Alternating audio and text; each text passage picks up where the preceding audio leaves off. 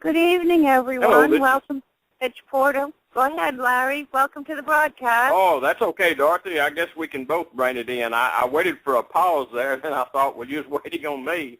Go ahead and tell the people what we're doing, and then introduce me, and I'll introduce Richard. Okay. We have our favorite host, Larry Taylor, interviewing Richard Shaw, producer of the Watcher series videos that we all love. And Larry's going to take us down some rabbit holes with Richard, I think. So welcome to the broadcast, Larry. Oh, thank you, Dorothy, and I appreciate it so much. And hang in there and buckle your seatbelt, because I don't really know where we're going. But I do want to introduce Richard Shaw. He's really a very unusual kind of individual. I can't even remember, actually. I can't even remember when I began to follow his work. I think even before Watchers 1 came out, I was seeing some data that he was working on. Maybe it was the Torah code or the Bible codes, but, you know, I picked up on Richard, especially when he was doing the Watcher series, and oh my, I mean, that thing is incredible, the whole series. I just got my Watchers 8 the other day in the mail, and wow. I mean, that's all I can say is wow. It's incredible. You folks need to watch it. You need to watch all of them, 1 through 8, and then I think they're already working on 9, but Richard will let us know. But Richard, one thing that clicked my attention, I think first drew me to kind of researching a little bit of what work you did was when you began to work with, I guess, Glazerson and Harrelson, or Herlick, and Rips and some of those with the Torah codes.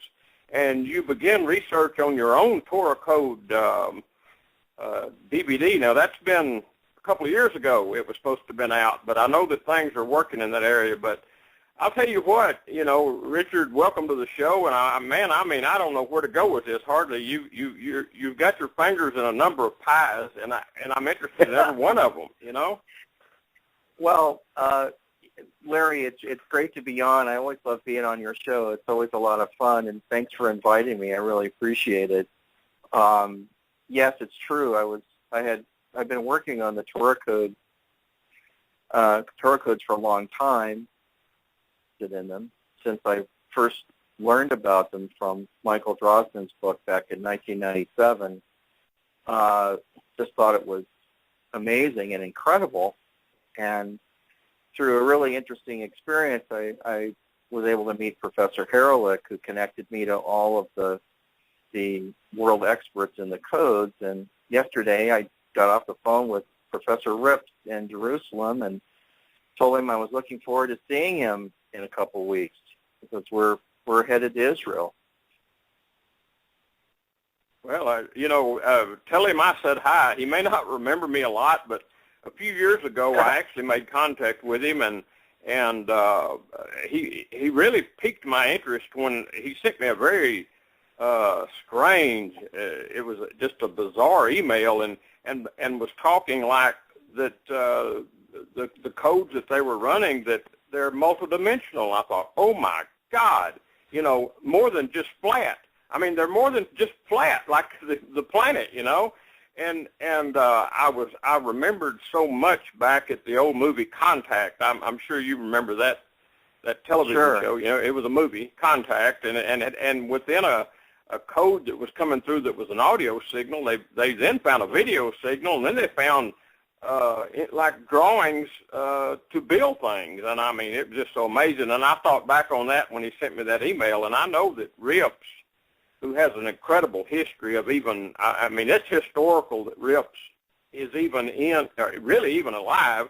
And not only that, alive in Israel, and then alive in Israel doing the work he's doing in the codes and all of that data. I mean, it's incredible. I've studied a little bit of Rips.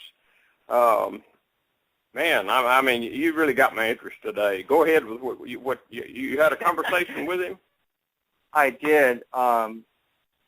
Of course, I really love Professor Rips greatly and respect him. He's a brilliant and humble man, and once you meet a person like that, you're forever affected by them. And so whenever I have a chance to to meet or talk with him, it's always something very special. And he's a world-class mathematician. I mean, he could be teaching higher mathematics than any university in the world, and they'd all love to have him. On the codes, he's working on. He has some new discoveries he's going to show me that where basically he has full sentences he's found in the codes, and he's put a lot of time and effort into things to prove that the codes are real and not just by happenstance. So I'm looking forward to going to his house and seeing what he's got going. And then we've been talking with Dan Gordon, who is part of the IDF. He has dual citizenship here in America and also in Israel, and he's a really great writer. Been writing stories about what's really going on with Hamas and the tunnels and the whole deal. And Dan is going to also be part of this film. This film is something I've wanted to do literally for years, Larry. And we didn't have the money to do it until just a few months ago, and we started planning the trip, and then war broke out in Israel, and then we all looked at each other and said, this is why God was stalling the process, because he wanted us to be there now. I really believe, and all of us working on it believe that's the case. Well, I'll tell you what, I've been watching. I knew you were going, and a little bit of the time frame you were going in, and I really had prayed about that because, right now it's terrifically dangerous over there. But if the Lord sends you, he also protects you and prepares the way for you, especially if there's a work for you to do.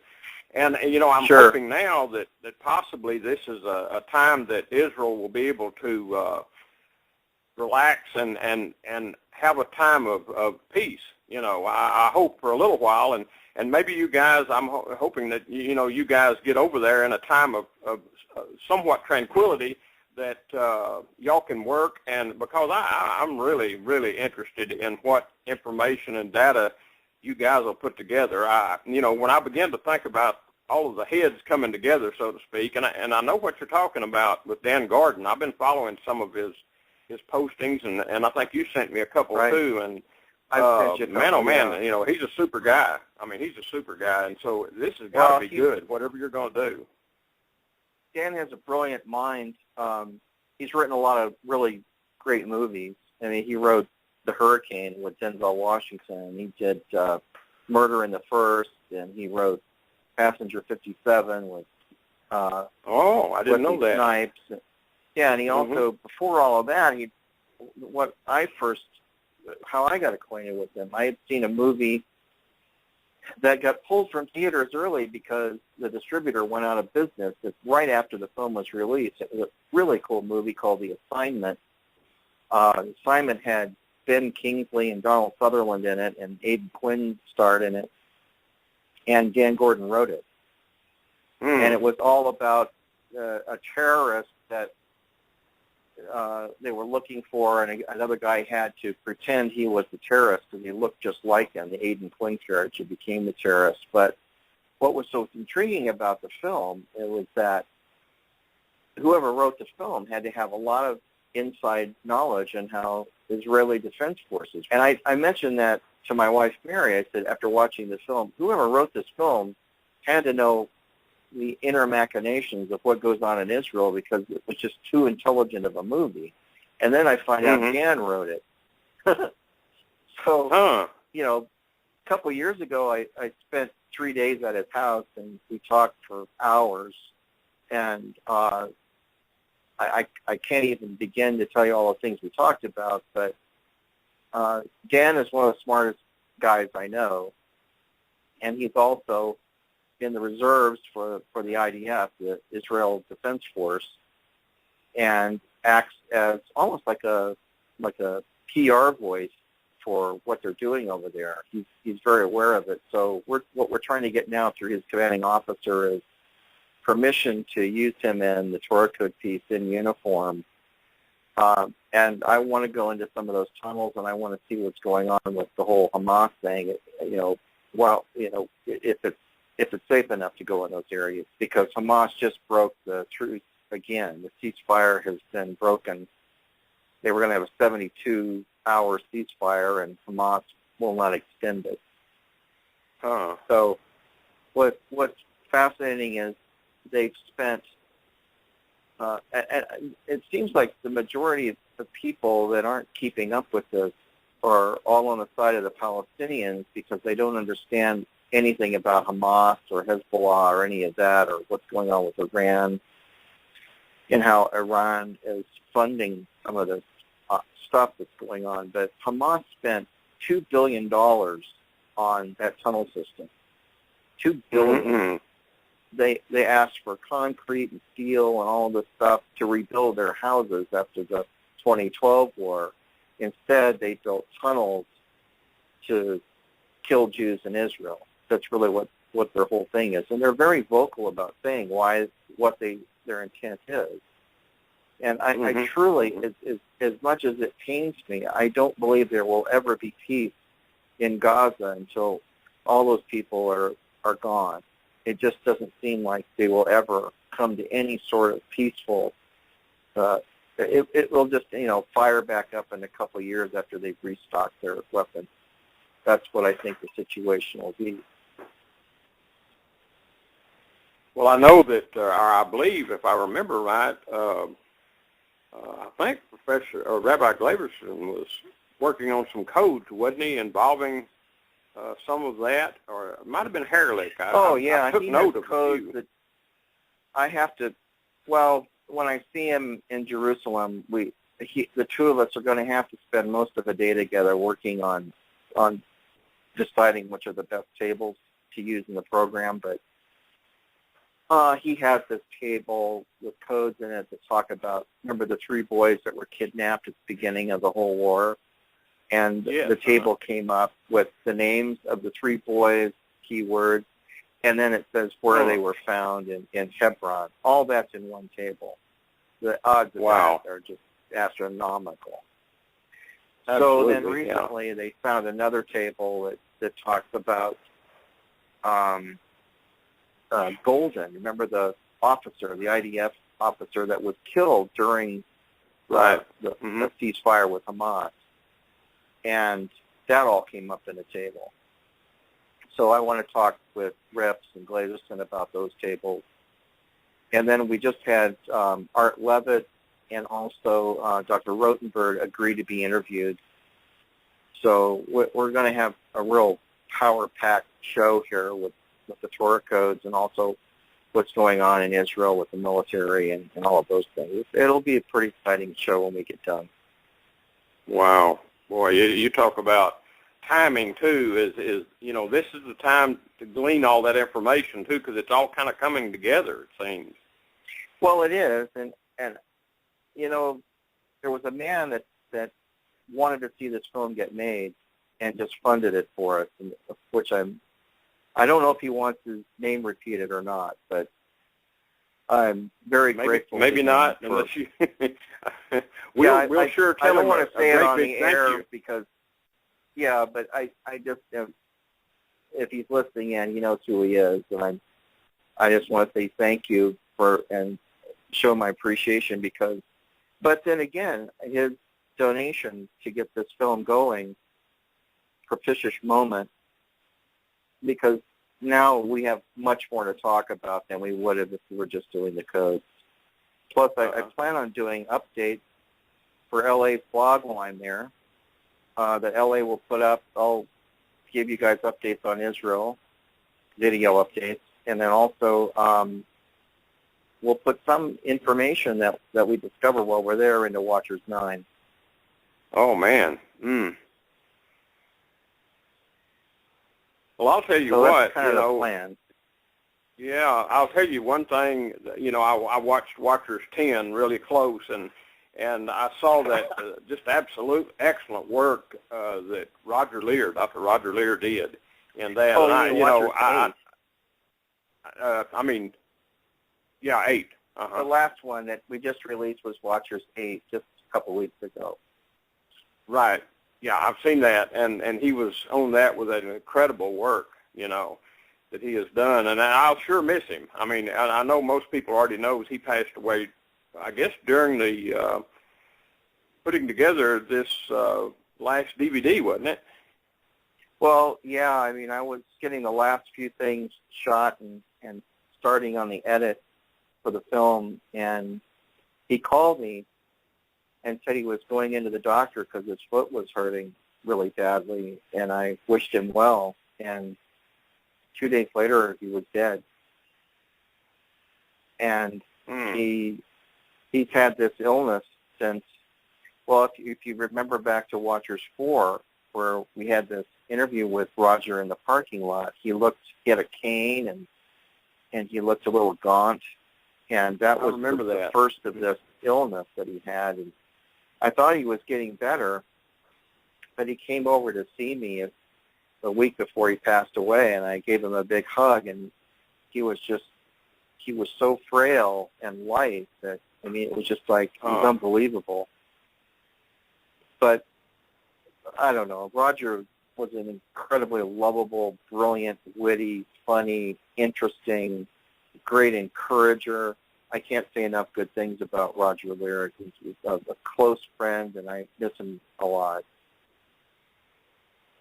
Well, I'll tell you what, I enjoyed all of his work. I followed it very closely, and I was going to mention something to you. I think you told me, I may be wrong, but didn't you say that the last, I don't know what you call it, chip or object that he removed was the 17th one? Yeah, the last implant surgery that we all did together, and I was honored to be there shooting it and experiencing it, was number 17. How many implants he's removed? Just dealing with mathematics, I looked up the number 17 in the Keys to Scripture Numerics by Ed Vallow, because I'm intrigued by numbers. And guess what? Guess what 17 represents? The 17th, it represents victory and completion. Oh, wow. Very interesting. Yeah, and it says, Ed Vallow wrote a note, said, it's a deeper, significant number of the testimony of the completeness or victory that is found in the Lord.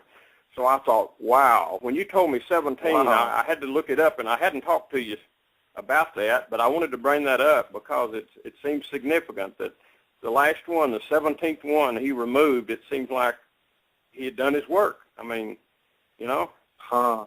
Oh, that's pretty cool. I didn't know that about the number 17. It was so amazing. Yeah, and before he died, we had a really great discussion. He'd call me late at night and we'd talk for an hour. So I told him, I said, you know, Roger, I said, you've taught me so much about this that I feel like I actually know what you're talking about now. I had to laugh because he uses a lot of big scientific terms to describe stuff. And, you know, when we first started, I was, you know, I'm not a dummy, but I mean, this is like another field. This is part medical, part scientific, part physics, and part supernatural. I mean, it's all the stuff I like anyway. I'm a weird person. Exactly. My. But you know, by the time he passed away, I told him, I said, you know, you've given me an education on this whole process and how it works, and I think I could actually carry on if I knew someone that thought they had an implant. If we had a doctor that was, you know, willing to perform surgery to pull them out, and I would think, I haven't talked to Dr. Matriciano about that, but he would probably still, you know, act as a surgeon to remove these things. He's done so many of them too, in working with Roger, and he's a really nice guy. Well, you know, the interesting thing that I found in Watchers 8, when he did actually his last one, and it was so it was almost invisible, but then visible. It was like it was elusive, you know. And right. Tell us about that, how that really happened, because that's really strange. How that you knew it was there, and then you couldn't find it when he actually was going to remove it, and you guys got all this on video. Yeah, it was Larry. It was very, very strange. I mean, we know we're already working in an area that's pretty weird to begin with, and we're aware of that. But we go into this in a very lighthearted nature. In fact, Roger's usually cracking jokes through the process like he is in the film. It's like, he bent over and I'm holding my camera shooting the surgery, and he goes, Rick, and I go, what? He's like he's bugging me because I'm trying to take pictures, and he's going, can you get my glasses? And his glasses were on top of his head, and I said, what do you want me to do with them, Roger? And he goes, I need you to take them off for me. I said, okay. So I lay them on the counter, and he said, I can't stand the sight of blood. Oh, my. Mm. And that's so typical of Roger to make a joke right in the middle of when they're cutting the guy's leg open, It was just dark humor. It was just so funny. And then later on, Dr. Matriciano is making the first incision, and he's asking Bill, our implantee victim, how's that? Do you feel anything? And Roger goes, no, I feel just fine, thank you. So Roger kept the whole thing really lighthearted through the whole time. But before that, 2 weeks earlier, we had, because anytime you do a surgery, you have to do something by law called a pre-op test. It means that you go in, you determine where the exact spot is, and you see if you can find this object using another device than what you've already done. So before all that, our research had shown that there was an object in Bill's leg, and we used a simple Home Depot stud finder, because those stud finders are for finding a metallic object behind something, right, in a wall or even in your leg. There you go. Inexpensive but effective, okay? And the stud finder went off at the exact place where the object was. We had taken 4 X-rays, and Bill had taken one himself and sent it to me, so that's 5 X-rays. And then we paid to have a CAT scan done of Bill's leg. CAT scan shows the three-dimensional slices of the body. So it also showed the implant clearly. We knew exactly how big it was. We knew how deep in the skin it was. We knew how far away from the bone it was sitting. We knew everything about it. A detailed report was written out and given to Dr. Lear that he read during the surgical procedure, and I left it in the film because I wanted people to know that this isn't baloney. There was no science behind it. Sure. So in the pre-op test, we used an ultrasound device, and Dr. Matriciano put the probe on Bill's leg, and about a minute later, there was the implant. It disappeared really quickly. He said, oh, well, this isn't going to be so tough. There it is. I said, okay, when do you want to schedule this, Roger? I said, can we do it this weekend? He goes, oh, no, I have to get people to verify this as witnesses. He wanted 3 cameras. He wanted like a monitor in the lobby so that everybody could watch. So I had to get ready for all of it. And I put everything together like he wanted. We had an HD monitor in the surgical room that we could all look at. We had 2 other cameramen, Ruben and Jeremy, brought their Canon 5Ds, and I was shooting. I was shooting the surgery and Roger and the monitors and all of that stuff. And we ran it through an HDMI splitter so that people in the other room could see through a big HD monitor what the surgical procedure actually looked like, so they didn't have to be in a room with us. And so we were set. So the first thing was Dr. Matriciano switches on the same ultrasound machine we used the other day, puts some lubricant on Bill's leg, puts the probe down, and can't find it. And he moves it a little further, and he can't find it. And he moves it to the side, and it doesn't show up.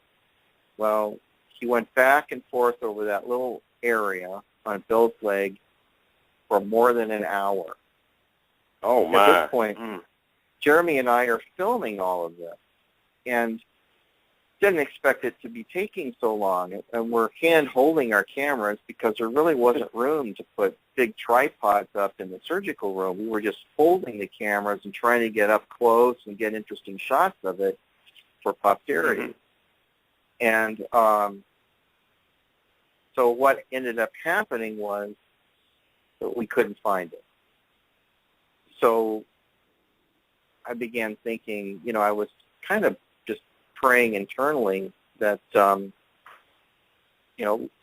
Father, we've put out a lot of effort here, and also we sure could use some this thing help out of his body, and we need to show that this is real, that we're not making this up, that this is a real physical object. Exactly. And I'm doing that quietly, and then L.A. just kind of comes out and goes, this may seem a little weird, but I'm going to say a prayer. And out loud he just says, Father, we just pray that whatever's cloaking this device that you would break that and do it soon. And as soon as he prays that, it wasn't 2 minutes after that, the implant suddenly appears on the ultrasound machine. Wow. Now, this is after going over that same spot on Bill's leg for an hour and not seeing anything. It was weird. It was very weird. Did you? I'm sure you did. You saw Steven Spielberg's film, that series Taken. Remember that? Yeah, I haven't seen it in a long time. I don't think I've ever seen the series all the way through, and I should probably find it on Netflix or something and see if I can see it. Yeah, they've got. And there was also they've got some. Matter of fact, I've got a DVD of the whole series, and they've got in part of that series they do the very same thing. They try to get an implant out of some victims, and the implants are elusive. Not only do they move, they cloak and hide in that movie. I mean, and one of the reasons I know that Spielberg worked so hard on that was when he got a hold of Tom Horn, who I'm sure you've heard of. You're familiar with Tom. Sure, of course. Yeah, but anyway, Tom Horn, I think, had an aunt or a sister. It might have been a sister. That was because I talked to Tom one time, and I think his sister had been abducted, was a victim, and Spielberg brought her, I believe, I'm not sure where, Hollywood, L.A., somewhere, and actually interviewed her for that movie, and so he could get accurate to what, an abduction experience was like. And so that reminds me a lot of what you guys just went through, Well, I know, who Whitley Strieber is. He was the first really abductee that they made a movie out of called Communion, starring Christopher Walken. I saw that. And it was, in fact, I even know the director, Philippe Mora, who I met a few years ago, and we talked. But I've heard Whitley talk at various events that I've been to, even filmed him talking at times. He had an implant in the outer portion of his ear, what do you call that? Where the outside of your ear. Cartilage. It's kind of a cartilage area. Yeah, and so they were using, I don't know if it was a C-arm or some way they could X-ray it in real time and see this device, and it was crawling around in there. Oh, and it was metallic, and it hurt like the dickens when it would do that, so they stopped, and he parted his ear removed to get rid of it. But he decided just to leave it in because it was too problematic to go after it. And, of course, Roger has told me that sometimes these things move. In the case of Bill's leg, it didn't move. It just didn't show up. It was like very it was close, weird. Wasn't it? It was, well, there's this high strangeness because it's a metallic object. I saw it after it was taken out. It looked, about the thickness of a pencil lead. It was slightly bent. Under the electron microscope, it looked very crystallized on the outside.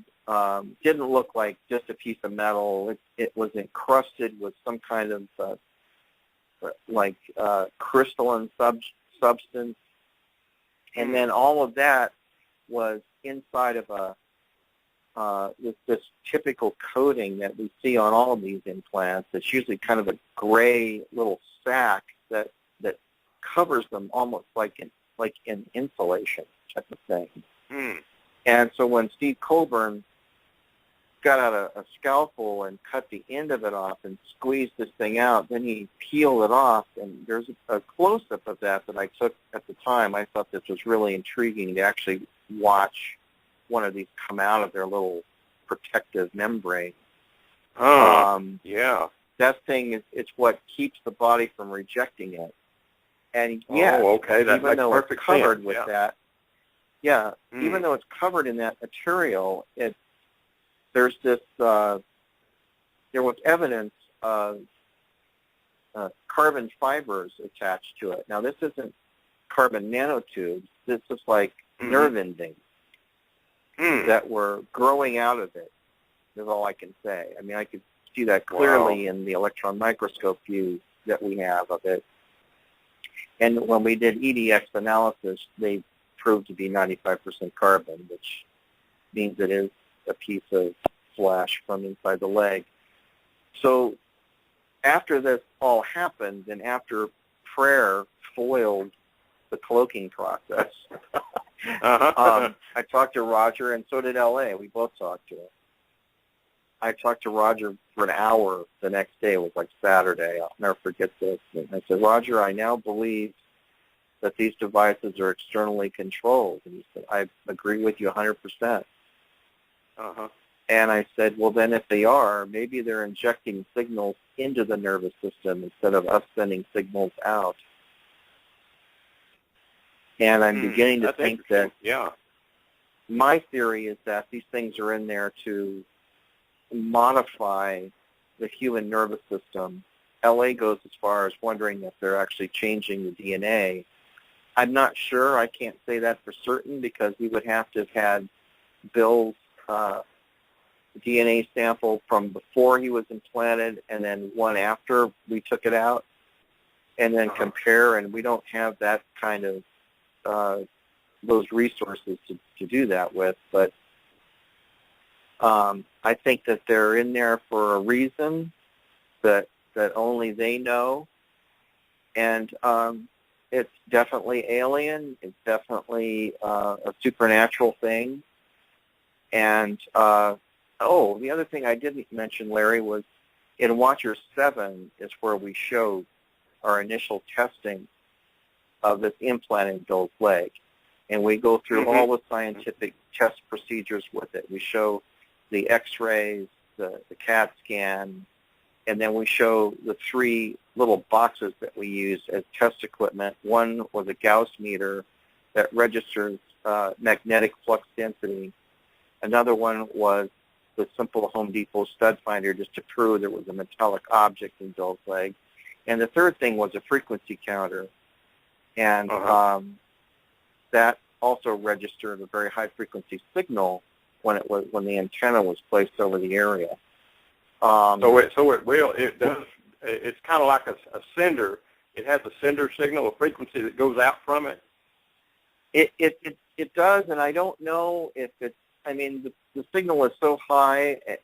I'm torn to know whether it's 330 gigahertz, because the device had a clamp-off frequency of 3.3 gigahertz, and yet it was reading 333. I don't know what it was reading. I've talked with Dr. Brooks Agnew about it. I've talked with Professor Haralick about it. They said, well, if it was the latter, then it really is beyond an FM frequency band. It's more in like a microwave signal, super high frequency. Wow. And unfortunately, let me ask you something. Let me ask you something before I forget it.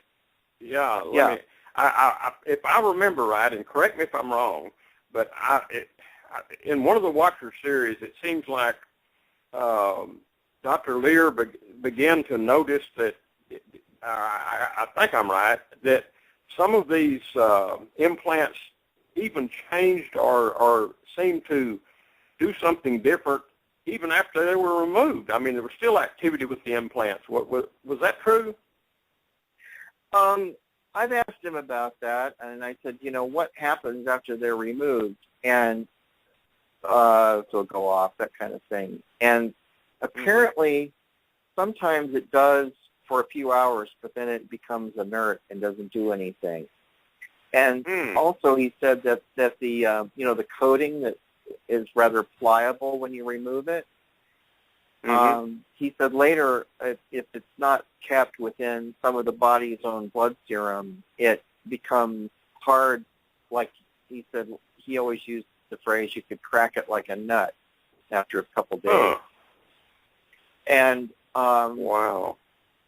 It's the I do have the pathology lab that looked at the coating came back. Roger told me that they said that there was no sign of inflammation or infection. Wow. And if there had been, it would have showed up in that little piece of tissue that was sent to the pathology lab. Well, let me ask you this. This thing was in Bill's leg since he was 5 years old, and he's 45 now. Oh, wow. Let me ask you. This is just an opinion, okay? I'm just asking your Sure. opinion. Throughout a number of the individuals that had implants, what was it that clued them into the fact that they might have one, that they would even go check and see or have Dr. Lear X-ray or scan or search for that in their bodies? It's, in other words, it's kind of on a case-by-case basis. There's different. They each have different experiences. In my experience of learning about these people that have been implanted, they're not all. It doesn't all happen the same way to them. Well, I mean, it does, but it doesn't. Okay. There was a guy named Tim Collins that had an implant. I wrote about his experience because Roger told me about it in our book, Further Evidence, that L.A. and I co-wrote. Sure. And in that, what happened to Tim was he was driving his car home through a very desolate area. I think it was in Colorado. I have to go back and reread it to make sure what state it was. But it was late at night. He was with his wife. He saw a light coming from behind. They thought it was a truck or something, and then this thing went right over their car and landed in a field off to the left side. And that's the last thing he remembers until he was driving home again. And he gets home, and he's like, it took him 7 hours to get home, and it should have only taken 2. So he had missing time. Missing time. He did not Absolutely. remember what happened to him. He just remembered seeing this craft flying over his car and landing in a field in bright light. That's all he remembers. So later, he's a construction guy, kind of a big burly individual. He was pounding on something and accidentally hit his thumb with a hammer and really hurt his thumb real bad. So he went into the doctor, and the doctor does an X-ray, and just to be safe, the doctor X-rayed his whole arm. So, well, you got a piece of metal in your wrist. And he said, no, I don't. He said, look, there's no scar. There's nothing to prove that anything's ever been in my wrist. So, well, here it is right here on the X-ray, and showed it to him. So when that happened, Tim put 2 and 2 together. Now, Tim is like, from a small town, he's not like thinking about aliens. That's not part of his mantra, okay? Right. But he realized that he had this weird experience that he saw this thing fly over his truck. And now he's got something metallic in his wrist with no entry wound or scar or anything, and it's in his body. And so he contacted Dr. Lear a long time ago, and that's how he ended up getting it surgically removed. And when he talks about it, he often tears up. It was like an emotional experience for him. Wow. And then, hey, listen. then I didn't want to interrupt where you're going, but we're headed up to the top of the hour, and I wanted you mentioned that missing time. There's an image on the top of the banner area there of the website with a image you sent me. Could you explain some of the photography work or some of the work you've done into not only looking into who these are or where they come from, but their craft, also the missing time? Just explain, you know. Well, I'd be happy to. I'm going to that page here so I can see it. The picture in the website is really small. You have to look at it kind of big. I don't know how large you can get it, but the image was, after we did Watcher 7, I was able to beg and plead with Roger to let me use his original video of the Kamburgas UFO from Turkey. And Roger had like a super high, a digitized version of the original tape, but it was high quality. It's not like YouTube video. Wow. It was real high quality. Right. So he gave me that, and I promised him, I said, look, if you give me that, I'll up-res it to high def for you, color correct it, and give it back to you on a thumb drive so you have a really good copy for yourself. He goes, oh, okay, great. So we did that. Well, after I up-res it, I couldn't believe what I was seeing. And so I remembered Roger had told me that there was this guy in Chile that had done an analysis of the actual tape that this thing was shot on. Now, this was shot in 2009 on something, if I remember right, it was something like a Canon GL2 camera. For all the camera buffs out there, don't know what I'm talking about. The NTSC camera uses mini DV tape, and then he had a 200 millimeter screw-on Sony teleconverter on the lens. So, I mean, it's not like, this isn't like super high-end equipment, but it's not bad equipment. It's kind of like better than, it's like prosumer level, I guess you'd call it. So Yeltsin, the guy who actually shot it, had zoomed all the way in, and you get quite a bit of vignetting around the image because of this screw-on telephoto filter. Fortunately, he had that, and Mario Santiago in Chile had somehow ended up with the original tape that sent to him, and he stripped the fields out of it and started zooming in on it with his computer and could see a third alien in the shot. Now, you remember, like, Roger always talked about this, that you could see two large alien heads in the window, and you actually can with no trouble at all. You can see them clearly, like gray with the big eyes and all of that. But when I started really zooming in on it, I could see something moving to the right, so that's why I went to Mario's website, and he had seen a third alien creature that looked like some sort of insectoid with the big eyes and all of that, moving incredibly fast. So after we finished Watcher 7, and by the way, we won 2 awards on that, and it was really humbling, and I felt really honored to be getting those awards from the International UFO Congress just a few months ago. Which, you know, was startling to us that they would give us an award, and we were very grateful. But after I finished Watcher 8, I began to get curious about that third alien that I'd read about and seen sketches of. I wonder if even on this digitized version I could see it. So I decided to not do this in Final Cut Pro or anything like that, but actually take the video into After Effects, which is a professional effects program that has subpixel positioning and also has like a curved effect where you can do curves. Just means that you can adjust black and white levels, and so you can really see what's in a dark area of a shot where just normal brightness and contrast isn't enough. And so I used the curves filter on it, and all of a sudden I could start seeing something moving to the right of the 2 aliens.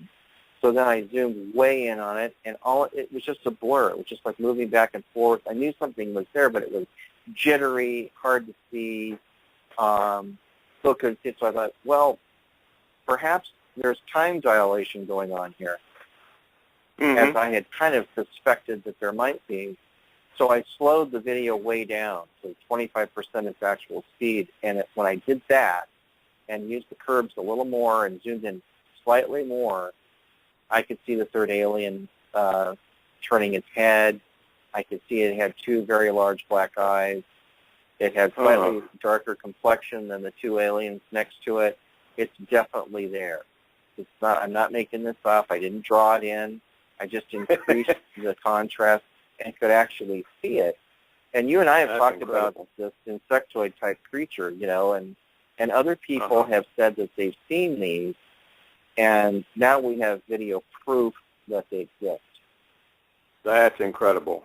Absolutely. And you know, like, you know, you and I have chatted a little bit, and, you know, I've met one of those. You know, I told you about that. I shared that with you.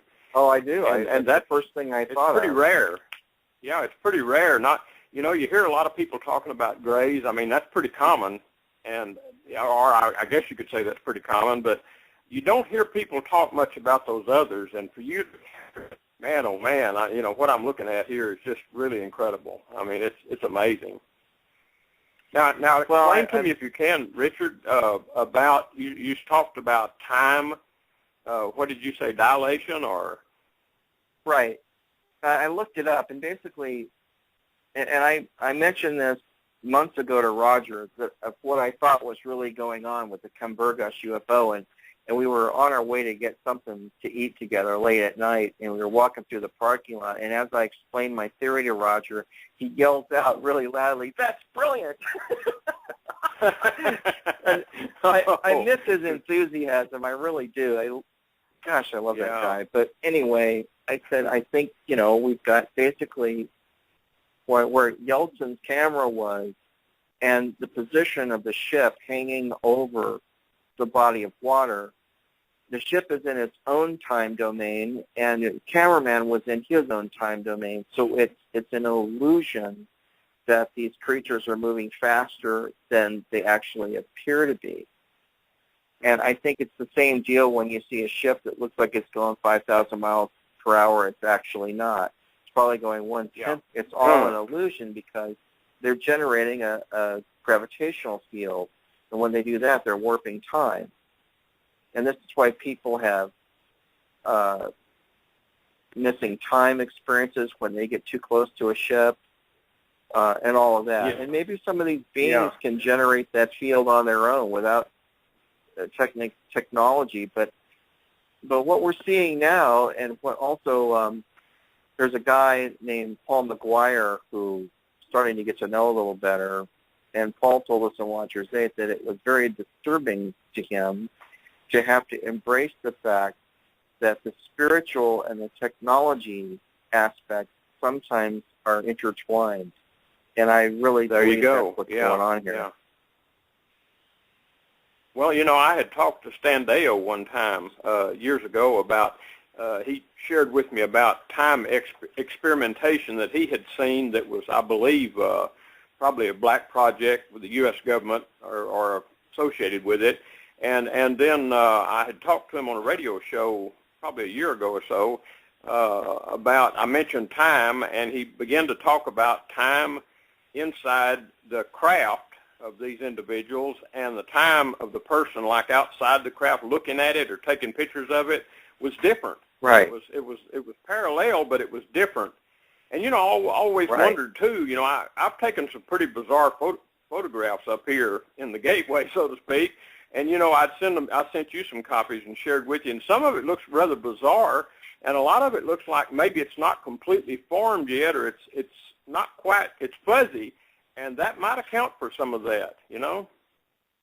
Well, I think so. And I don't know if you know this, but remember Bob Lazar, who went on years ago, he was interviewed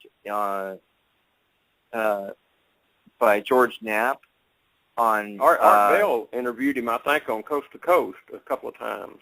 Well, no doubt. But I think the first interview was George Knapp for Channel 13 TV in Las Vegas, Nevada. And Bob Lazar said he had worked for near Area 51 at Groom Lake, and that he did all these things, and that they hired him to back engineer UFO craft and all of that. And at first it sounds very fanciful and oh, yeah, right, what kind of tale is this? When you really listen to what he's saying, in my early days in television was a lot different in the late 70s than it is today.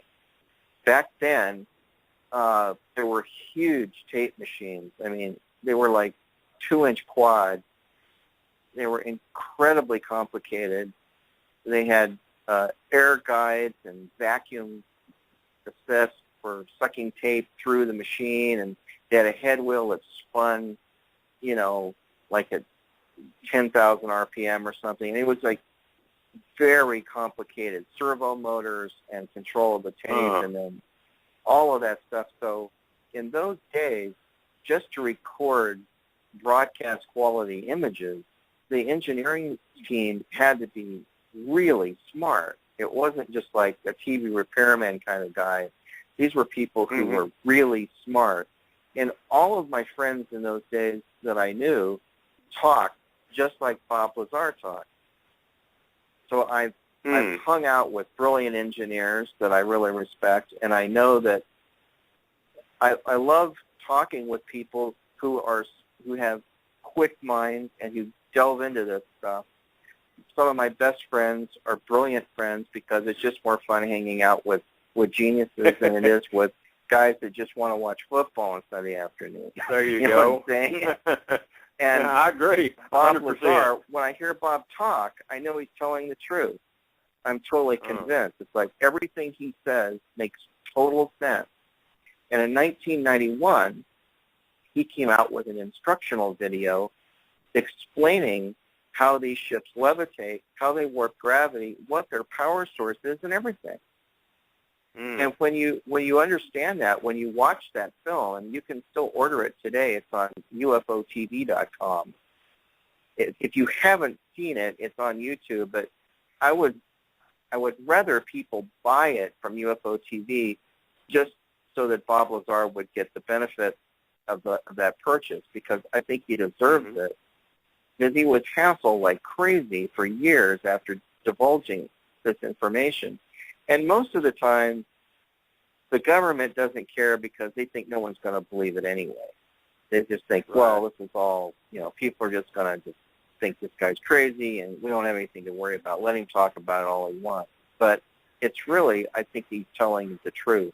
And here's why I say that. I won't go on too long on this if you don't want me to. That's okay.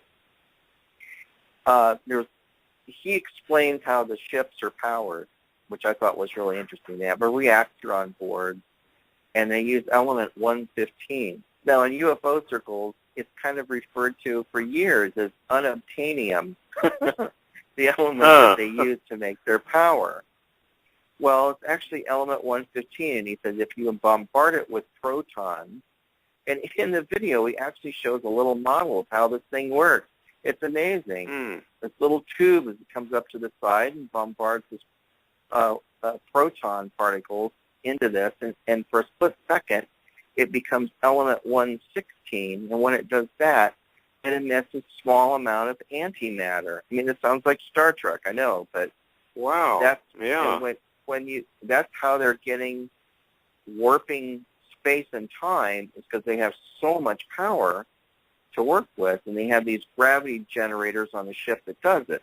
Well, just recently, a physics magazine, as well as National Geographic, put out a notice that now on the periodic table of the elements. It's been discovered in a Russian lab. They've actually created it using a particle accelerator. That's probably tied in somehow to these super colliders. Yes, exactly. That's what a particle accelerator is. What they did was they took one, I forget which heavy metal they used as the basis of it. They bombarded it with a calcium atom, which had 20 floating electrons, and that brought them up to the 115 figure that they needed. And I guess it existed for a millisecond or something, but they were able to prove that element 115 was real. Now, it's not something that we have in abundance, and it has to be made, in a lab. But this isn't science fiction. This is fact. There you go. It's really there you happening. Go. That's the truth. Yeah. And that's what and I have friends of mine who are Christian friends that think I'm nuts. And I said, look, we're not making this stuff up. I've held these implants in my hand. We've tested them in the lab. We're not just saying there's something without putting them through tests. And they disappear under ultrasound and then reappear after prayer. I mean, I know this is weird, but I think we're about to see some really amazing things happen in this world that most people are just totally unprepared for. I think you're right. And Richard, I don't know how to get, a lot of the shows that I do, I do dip into some of what they call the bizarre, I guess, but yet what I know and have experienced, I know is real, but how do you get to the point where you can really explain to them to where they believe it?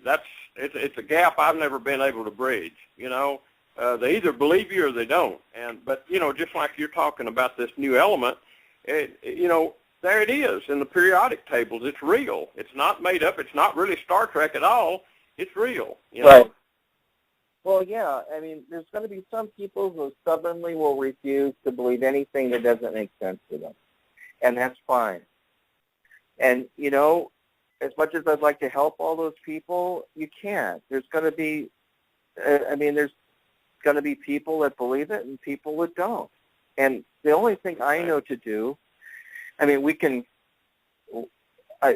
don't think that being like a Bible thumper, as people sometimes call them, is the answer here. I think what we have to do is present all of this material as factually and scientifically as possible, and then we show prophetic scriptures and ancient texts that not just the Bible, but also the Book of Enoch and these other texts that are appearing here that we have access to today, and try to understand what it is that we're seeing.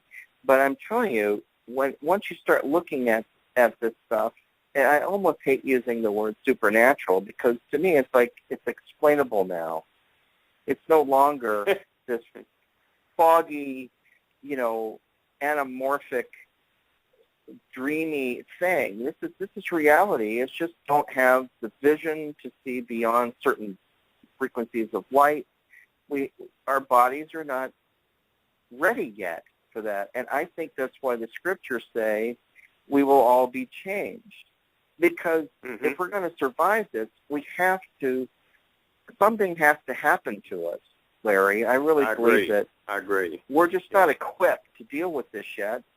But I don't believe that a loving God would leave us in this condition forever without, giving us the tools we need to know what's going on. Exactly. I think that's going to be, I'm excitedly looking forward to that, and I keep telling Laura, okay, God, I'm ready for my DNA upgrade. Anytime you want to do it, here I am. I would go for that. Blast me. Absolutely. Hey, Richard, we're at the top of the hour. Do you want to take a short break and get some water or get something to drink or chill out a minute, or do you want to just go on? Okay. Whatever you want to do, Larry.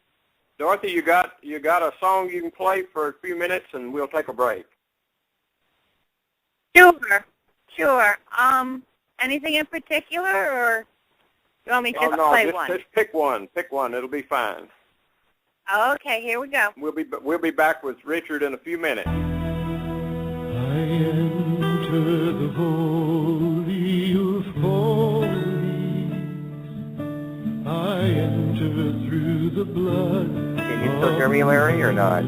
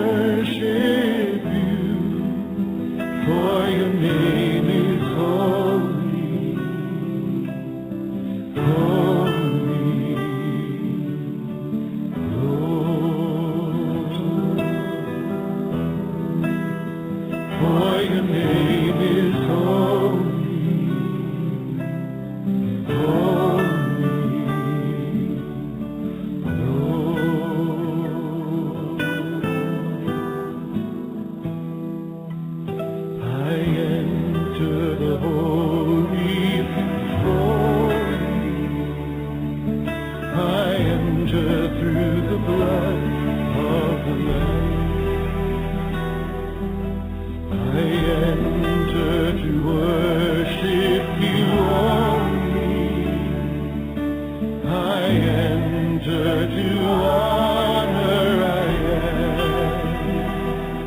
Lord, I worship you. I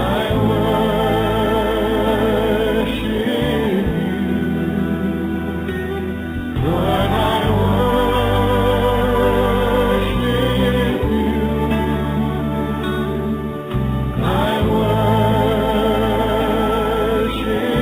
you, for your name is holy, holy, Lord.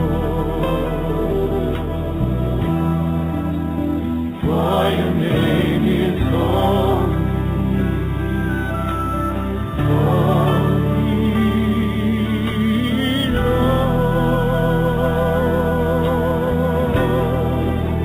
For your name is holy, holy, holy, Lord.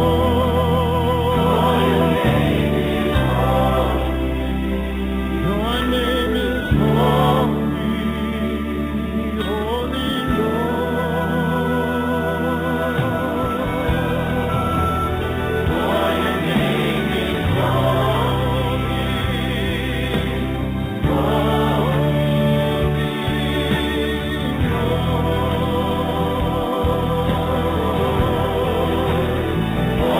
name is holy. Your name is holy, holy Lord.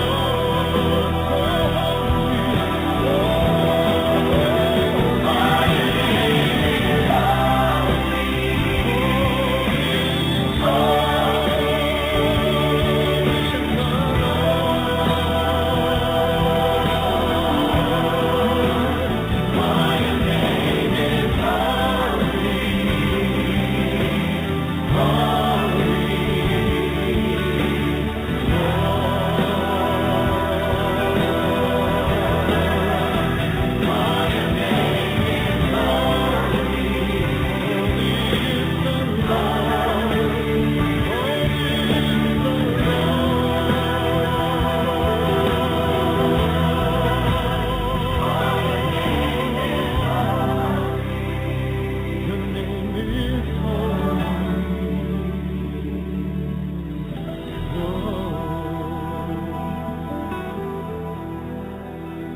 for your name is holy, holy, Lord. For your name is holy, so holy, Lord.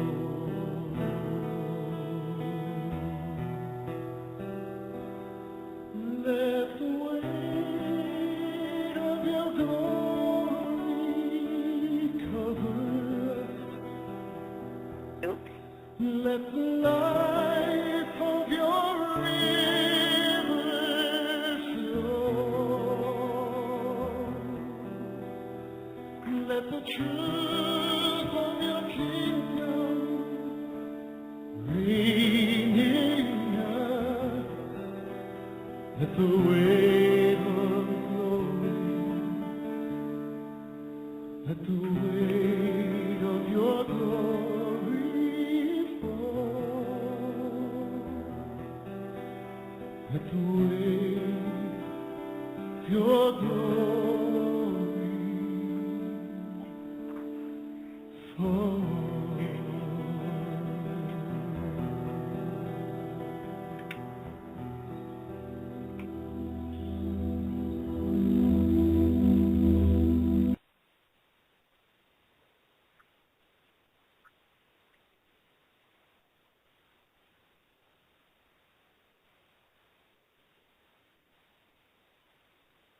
Are we back, Dorothy?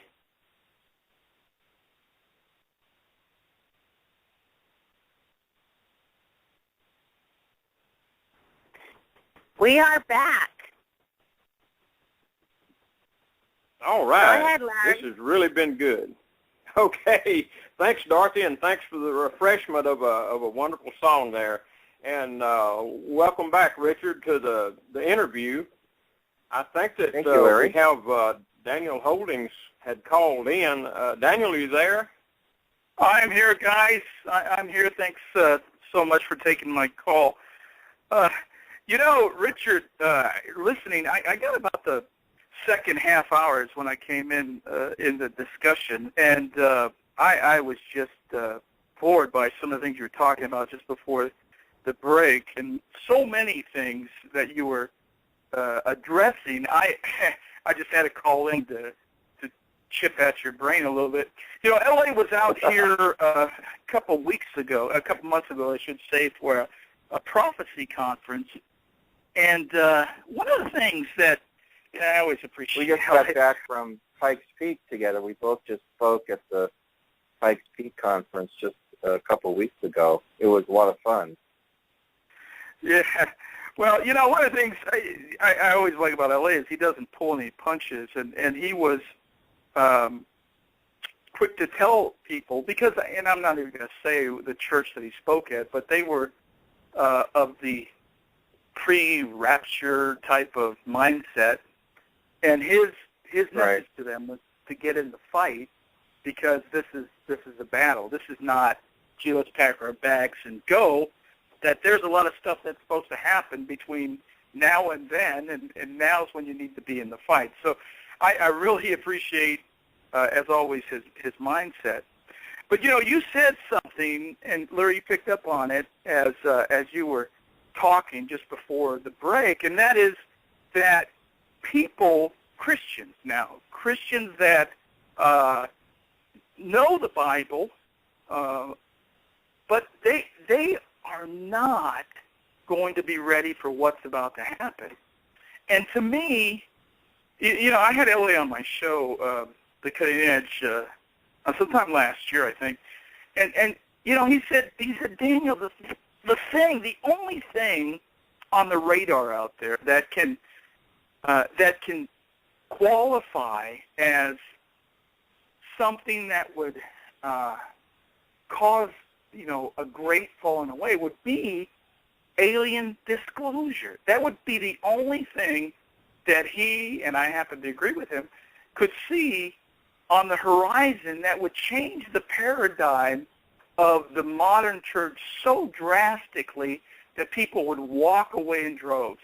And the caution that we have is that if you do not look at this issue, believer, I'm talking to the Christian, if we do not look at this issue honestly, then we're going to be blindsided by disclosure.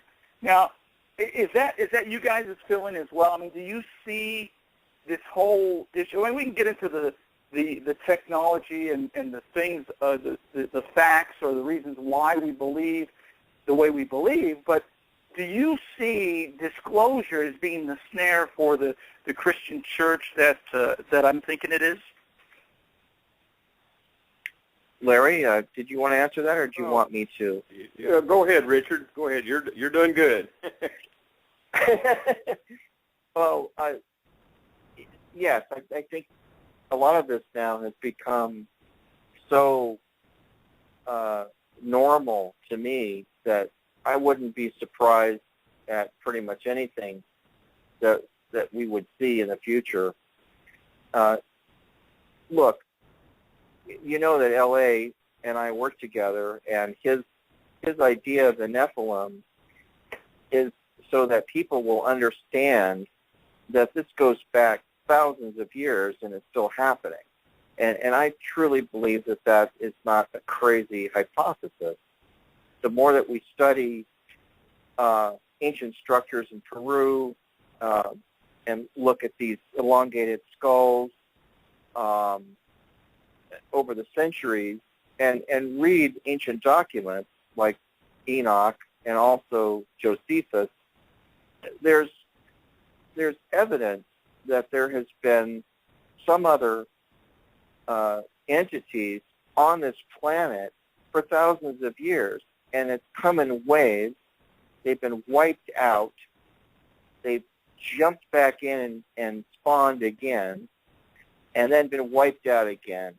And now here we are in the modern era with all of this UFO stuff going on all over the world, and it's all being done in a very clandestine way. Because if they were to do the same things that they did 2,000 years ago, where these creatures were born with huge heads, now today, because of all of the media we have and YouTube and the internet and all of that, people would be going, who are these people? What are these big-headed people? Where did they come from? And then it would be obvious because, you know, it would travel fast, a message like that. So today, I think what they're doing is this abduction experience where they're smart now, and what they're trying to do is make human hybrids that look almost the same, but they really are slightly different. And at a certain point, I really think that the idea that we're not alone is going to become disclosed, and that people will embrace it as, wow, isn't this great? And I just read recently that the Pope is preparing some sort of announcement to welcome our ET brothers.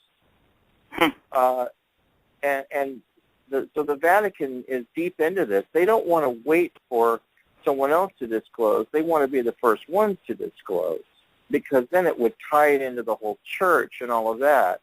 And this is like a church event. So to me, all of the kooky stuff you read in Revelation that makes absolutely no sense, when you look at it with these eyes, all of a sudden, oh, I could see that. Oh, this could be this, you know. And the other idea here, now that we know because of this implant thing that we had that before our very eyes disappeared and then reappeared, we know they can use technology, but they still have to yield to the Almighty. And another very confusing aspect where I think people will be tricked, a lot of what they will tell us will probably be true. And yet the overall premise of what they say will be a lie. And I think people will latch on to the truth or go, oh, yeah, well, look, where did this race of people come from? And how did these people get here? Oh, they were seeded here, you know, by the ancient Sumerians. It's kind of like a Zechariah Sitchin kind of deal. And all those things will make total sense to people. It's like, well, okay, I get it. And I actually had, this is really, I mean, some Christians may be offended by this, but I have to say this. When you read the whole Genesis account, and I've talked about this with my rabbi friends as well. I said, look, what if we have the Genesis creation account, the whole Adam and Eve thing, and I said, I'm not saying that didn't happen because I totally believe it did, but what if we know that the earth was without form and void and it was in a mess? It had just, some kind of cataclysm had just happened to the earth. In Genesis, the earth was already pre-existing and it was being remade. So what if other entities from some other world also seeded the earth? Then we fast forward to our time, that there could also be beings here that were from other planets that we have no idea of how they got here, and they don't fit the Genesis account.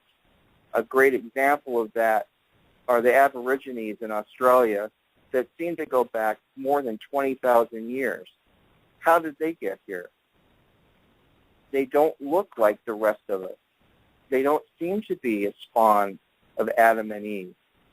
So if the ETs, when they come back and say, well, we seeded you on this planet, and they can show all these examples, some of them which may indeed have been seeded, But then there's also this new creation that happened that God was in control of that happened also. So what we have to look at is go, okay, we need to really look at this from a scientific perspective, not from an evolutionary perspective, because that doesn't work anymore, but from science and from the scriptures, and really analyze this so that we're not deceived when they tell us that they made all of it, because that will be a lie. That's my own personal opinion. What are your rabbi friends? You said you talked to your rabbi friends about what do they say about that? They agreed with me. You know, in fact, there was a long pause in our discussion. I discussed this with Rabbi Glazerson. I said, look, I'm not saying God didn't do this, because I believe he did. But what if this happened too? And he was quiet for a long time and then said, it could be. Now, neither one of us know if it's real or not. We have no way to prove it. But what I'm trying to get people to do is expand their thinking that not everything we know now is in those ancient texts, because had God done that, it would have freaked out people in those days 3,000 years ago. They would have been so confused they couldn't have understood it. But it's just like, how would a prophet 2,500 years ago look at a red LED and describe that? What is that? How could a prophet 2,500 years ago look at a ball of plasma and describe that to us? How could they describe a spaceship with electricity arcing along the bottom of it, as people have described? What would he call that? Well, normally they'd say it looked like, as they call it in the book of Ezekiel, it looked like an onyx stone, or it looked like a beryl stone. What's a beryl stone look like?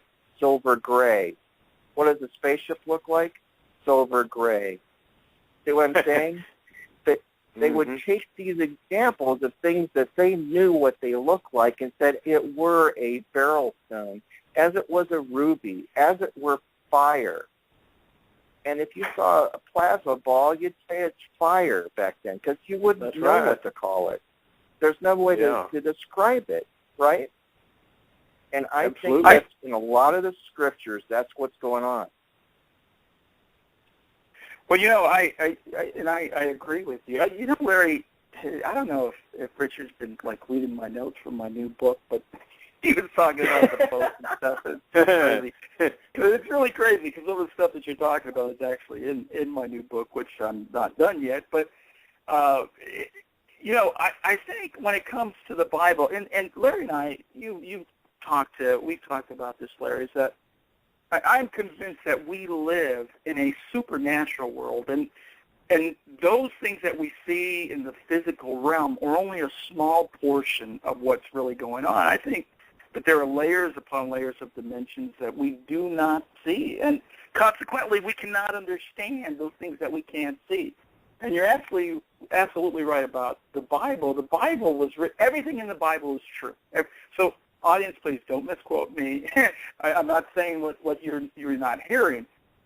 Everything in the Bible is true, and we should take it as such. But the Bible doesn't contain everything, for the very reason that you just said, Richard, because not only could they not understand it, 4,500 years ago, modern man couldn't understand it. Everything was written. So I think God gave us as much as we needed, to make it through. And I agree. I think that there would have been a falling away, because it would have seemed almost too much like fantasy to people, because they didn't know about technology.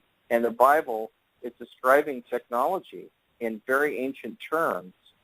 And that gets me real excited, because I love science fiction, but this is science fact. This is like stuff that's bending physical laws. It's giving us a peek into the unknown, a glimpse into what our future is going to be like.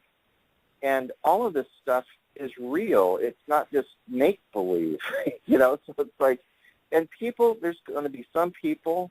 I had a good friend of mine, as I was trying to explain it to him over the phone, that we pulled out an alien implant, and as soon as I said that, he just started laughing. I said, what you laughing about? Oh, you can believe that stuff if you want to. I said, what do you mean believe it? I said, I had this thing in the lab. We put it under the SEM. We did EDX analysis. I said, this isn't a belief. This isn't a cult. I'm not formulating a religion. This is a scientific test. Well, so tell me why you were laughing at that. Well, the problem is because you were challenging his paradigm, and that is the same problem, Larry, that we run into on a regular basis. When you begin to talk to people about truth and fact, and if that fact or that truth bumps up against their reality, meaning that it would change the way that they would have to look at the world, you're gonna hit resistance, because it would shake them up. It would mean, Richard, that watching football on Sunday is not enough. That you would really need to know what's going on in the world, and you're challenging their paradigm, and people don't want to know that.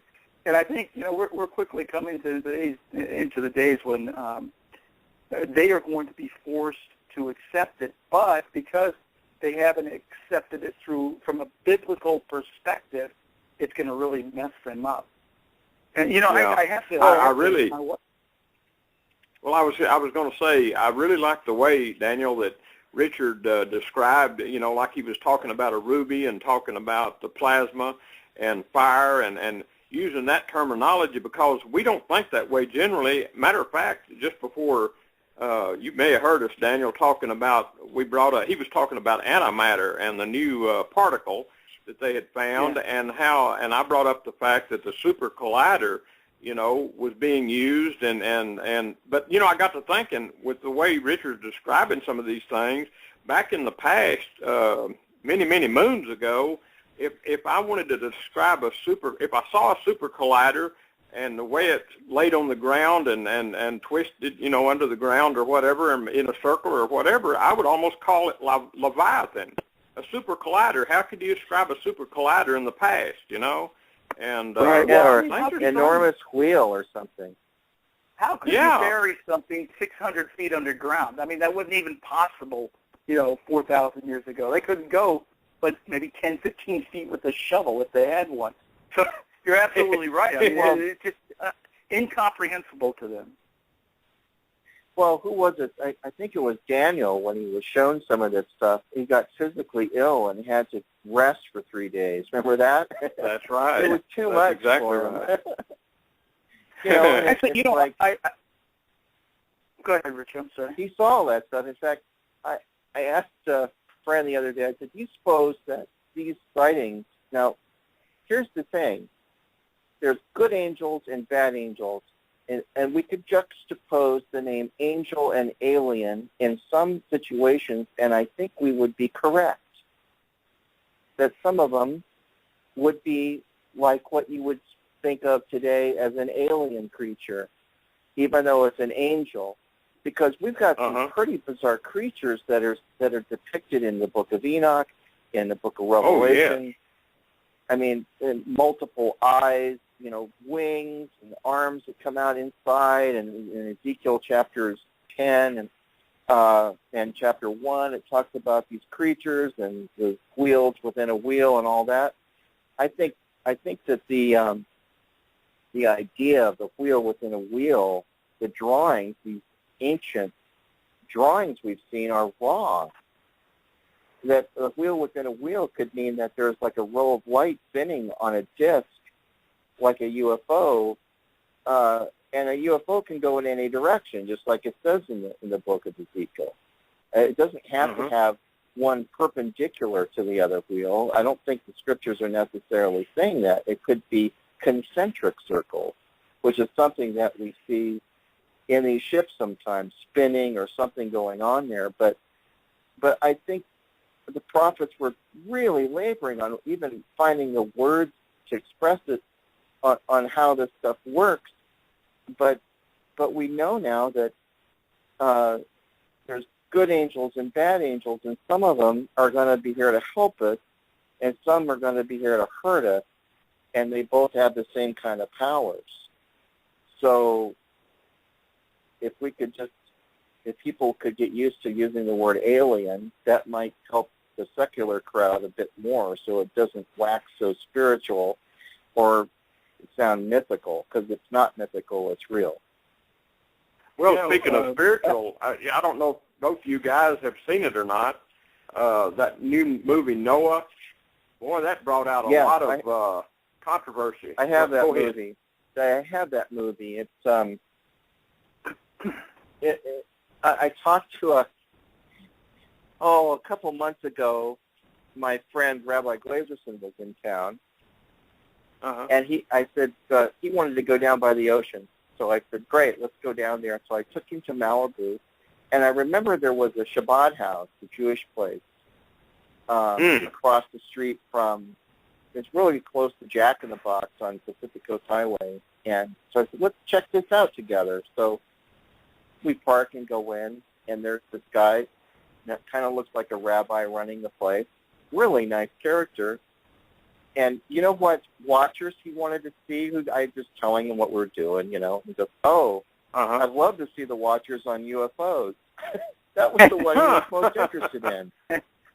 And so I gave him a copy of it, and what I'm learning is most of the rabbis in their prophetic writings that they've read, not just in the scriptures, but they have the Midrash, they have the Talmud, they've got the Kabbalah, they've got the Zohar, they have all these other Jewish mystical texts that most people don't know anything about, that talk about this, that it has to happen before the Messiah returns.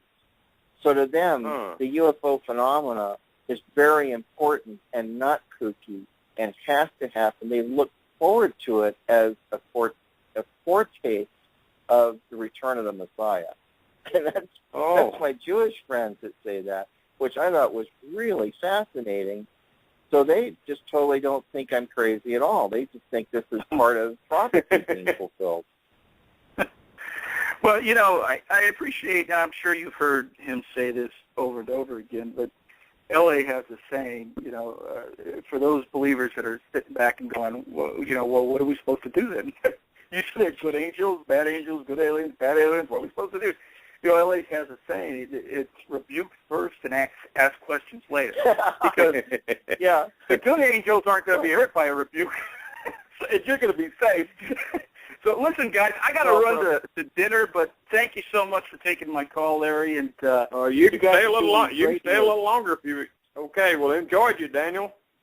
Okay, thanks, guys. Thanks, Daniel. Okay, bye-bye. Do we have any other callers? I don't know, Dorothy. What? No other callers. Got any? Has anybody emailed any questions? No one's asking any questions. They're just absorbing it all. Okay, well, good. You do have to tell people that if you call in, if you have a question, put your hand up so I know, because there is one caller in the queue. There's no hand up, so I'm assuming they do not have a question. Okay. Well, don't be afraid to ask. I'm not going to think anybody's crazy. We're way past that at this point.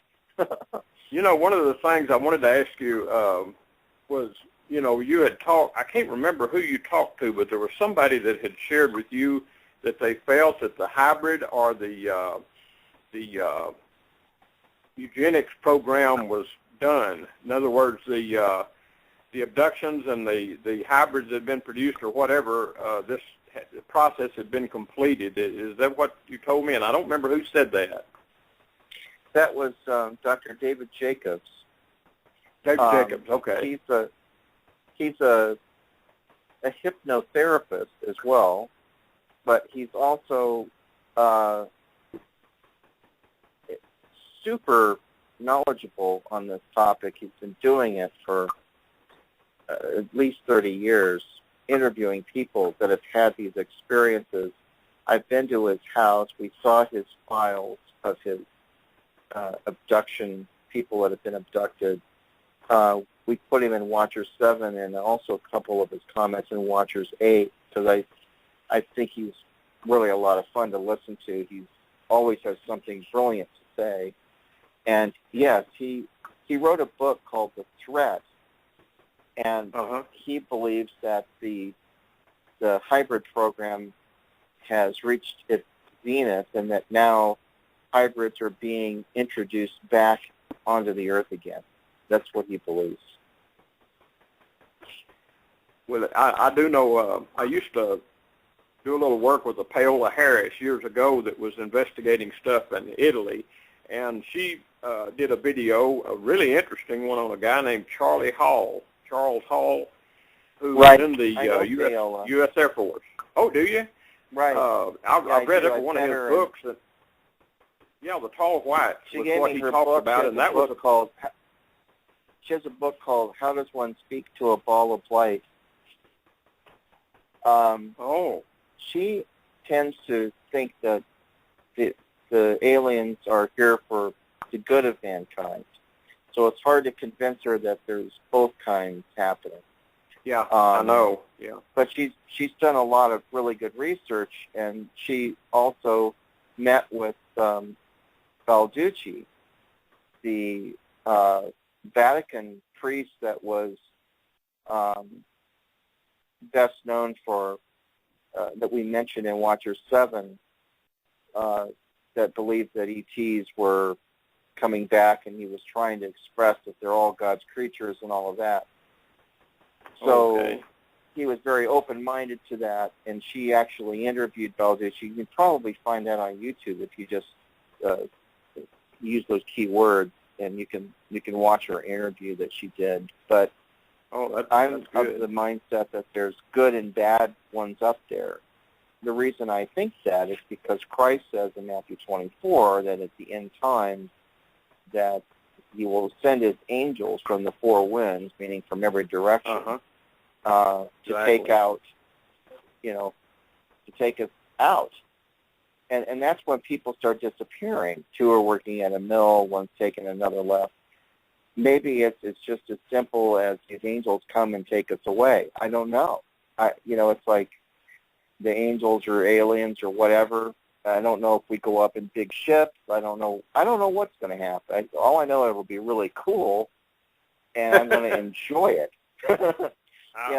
I think we've got a caller. Okay. Hello? Go ahead, Dorothy. Yeah. Hello? Hello, this is Joy. Yeah. I talked to you last night. You prayed with me with Augusto? Yes. And I had a UFO experience. If you would like to hear it, it sparked my interest when I heard you say that the UFOs sometimes were described as gems or beryl. Oh, and well, I was talking to Richard. Richard talked about rubies and things, and if you want to share an experience with us, go ahead. I went outside at 11 o'clock, and I looked up, and right hovering over the trees was a black, smooth, round stone shining, hovering with a light on it. And it looked at me, and I knew it had some intelligence, and I rebuked it in the name of Jesus Christ, and the thing started to roll away, and it rolled until it disappeared. And I just wanted to share it with you. And I had been listening to you, Larry. Interesting. So I just wanted to let you know about that. And I'm enjoying it. Anything you want to ask her, Richard, about that experience? Well sure. You said it looked like it was black. It was oval in shape, would you say? Like an onyx. It looked like a black, shiny, like a stone, maybe even just a smooth rock, but it was more like a jewel. And how big was it? I would say maybe the size of a small plane. And I wasn't afraid so maybe like 20 feet across? Probably. Okay. Mm-hmm. Did it have a light on it, or was it twinkling? It had a light, and since I've seen that, I have seen the same type of UFO on the Internet, where someone else had taken a picture of it. So that kind of confirmed to me that, I wasn't just seeing things, and it was really, and I was not offended or afraid. I had heard Larry talk about an experience he had with one in his backyard when he was praying for Netanyahu. And when I started getting and delving into it further, that's when I had this experience. And then I've had another one prior that I would like to share about that star that's been up in the sky that Augusto and Larry were talking about. It's actually come at me when I was praying against it. It started moving, and then it turned into an airplane. Really? So, yeah. So I do believe these are intelligent entities, and they know what we're discussing or what we're listening to. And if we're the Lord's, I feel like that they probably are malevolent, and they want to try to intimidate. So they really change their goals or whatever they're trying to do when you speak the name of Jesus Christ. And if people if people could believe that when you tell them, they won't. I appreciate that, because I think Yes, that you're right. I think there's a lot going on, the malevolent ones, but L.A. and I have had this discussion for a couple of years, and he told me the other day that I think you finally convinced me there's also good UFOs. And I said, well, you can't have a war in space unless it's between two sides. Mm-hmm. Yeah. So there has to be good ones up there fighting the bad ones. I totally agree. I totally agree. So at some point, you know, I would feel just fine if the good ones wanted to do something or interact with us. Right. That would be great. But I don't want to be tricked either by a force that is so alien that we can't really determine whether it's good or bad right at the at the front. So that's why LA says rebuke first, ask questions later is probably the safest way to approach this. Very good advice. Well, thank you, It does Joy, work. for calling. And That was good. Thank you. Bless you. Thanks a Bye-bye. lot. All right. Bye-bye. Bye-bye now. Bye-bye. That was really interesting, Richard. I'll tell you what I thought of when we were talking, and she was sharing about that, was talking about good or bad. I really was awestruck by the experience on one of the Watchers DVDs I watched that Gary Stedman talked about his UFO experience that probably saved his life. You remember that? I sure do. I used that in my missing time talk that I just did at Pikes Peak, because there were, you know, in a Watchers, there's a lot of things that go on in the show, and so you can't just do just one story through the whole show because it would get boring. But so there's a lot of stuff that I have of Gary telling us more details that I shared with the crowd there a couple weeks ago. And we have time. I can tell you a little bit about it. Yeah. Go ahead if you would like to. Sure. What was interesting about his experience is that he was having electrical problems with his plane, and all of a sudden this UFO appears, and with an audible voice says to him, if you look to your left, you'll see a UFO. And he looks out his window, and there's this craft, very much like what's described in the book of Ezekiel, coming up alongside his plane, them all the way to Lubbock, where his destination was. And he said he felt like this craft itself was alive. He didn't say it was just a machine. He thought it was alive. And when you read in the book of Ezekiel, it talks about the wheels, which it doesn't know how to describe a spaceship, because how would you say that? It talks about the wheels, and that in the wheels were alive, it says in so many words in Ezekiel 10. If you read that passage, you can read that. So here we have Gary's personal experience of that, and here we have the ancient biblical text saying pretty much the same thing. So what happened was Gary was in the air for 5 hours. The plane he was flying had a 4-hour time limit before it would run out of fuel. When he landed in Lubbock, 5 hours. The entire trip took 5 hours, so he was, 4 hours late landing in Lubbock. And he only had used a third of a tank of fuel. Wow. So he had physical evidence that something had happened. Yeah, that's a clue. That's a clue. Because it goes with my theory that he got close enough to the ship to be enveloped by its gravitational A wave that Bob Lazar described. And because he got close enough to that ship, he got less than 50 feet away from it. So he was enveloped by it. And so when he landed, time had sped up for him, and it was almost dark when he landed. So he was confused by that because it shouldn't be that late in the day yet. Yeah. Well, that's I'd shared with you. Remember about the guy that I talked to in Mena, Arkansas, that went out and took pictures of this circular craft, saucer craft, and he said the closer he got to the craft, time began to slow down, and he got scared. And you said, well, that's exactly what would happen around one of those craft if you get in that envelope, right, as you call it. That's right. The way Lazar describes it, it puts out a heart-shaped, donut, toroidal kind of shaped field.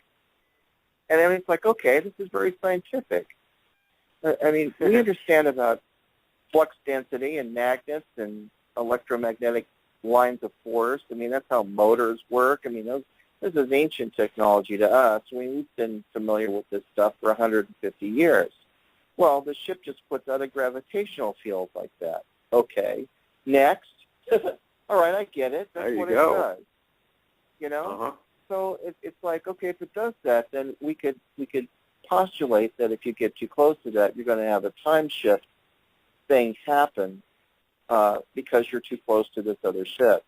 But what Gary said, which I think he did have a positive experience and not a negative one, was that he said after he had that experience that the scriptures opened up to him. He was able to understand stuff that he was reading from the Bible that never made sense to him before. For him, he had a spiritual experience involved. So I thought that was really interesting.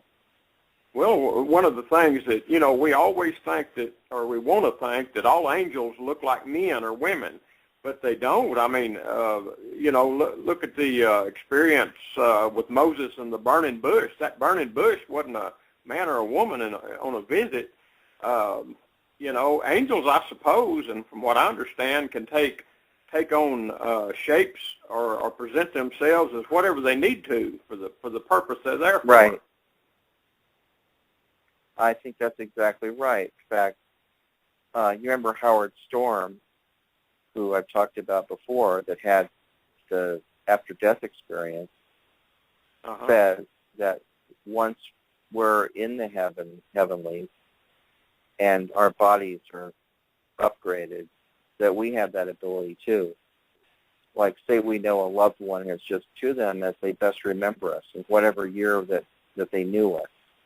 And then we can bring them into heaven without them feeling that they're alone or not recognizing you because you're of a different time, when you never knew them. Like say you didn't know your grandmother when she was a young woman because that would have been impossible. So she appears like she did when you were a child and you remember what she looked like. But have you seen that film that just came out, Heaven is for Real? Oh yes, absolutely. I've read both books about it, and I've seen the film. And you remember in Heaven is for Real at the beginning, there's this little girl that's drawing the picture of Christ or drawing Jesus. Right. I've researched her on the internet and found her website, and she has drawn some incredible stuff. Matter of fact, she was about 4 years old and had her experience. And I found I've got one of her books of her art, and it shows Tower of Babel, and she says that was known as the Tower of Spheres, and it's not just brick. There were spheres on that tower. In other words, she said ancient technology. It goes well beyond just a brick and mortar, you know. I believe that. It could very well have been a launching pad for space vehicles and all of that, because the scriptures talk about the Tower of Babel of reaching up into the heavens. Remember that? And God didn't want these beings to control the earth again after he had just destroyed the earth because of them. So something all of happened this is to change kind of everybody. interesting. Yeah. Yeah, all of this is kind of interesting because you know, when you talk about Nimrod, you know, in there it talks about how Nimrod, I think it's in Gilgamesh or somewhere, it talks about there's a change, like a DNA change, and they change into something else, you know. Well, and Roger and L.A. and I used to talk about that all the time. Roger thought that possibly humanity might have been telepathic before. Think about that. Would not be surprised. Yeah. Yeah. Well, I do know that Stan Deo told me he's got a stele, as he calls it. You've probably seen it because you've been to his house, but he has a stele of the ancient Tower of Babel, and it appears to him that there was possibly a portal, a technological portal on the top of that tower that could extend into other dimensions. And I say that I think it could have been. He was talking about, he believed it was like a technological portal, you know, like Stargate, something like that was at the top of that Tower of Babel.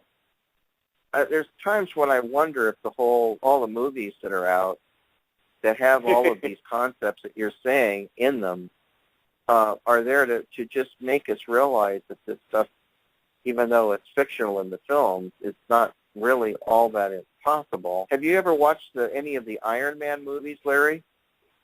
Yeah, I saw one. I haven't kept up with all of them, but I did see one. Well, what's interesting is, remember when I was talking a few minutes ago about element 115 and using a particle accelerator to make a new element? That is the crux of what happens in the second Iron Man movie. Oh, okay.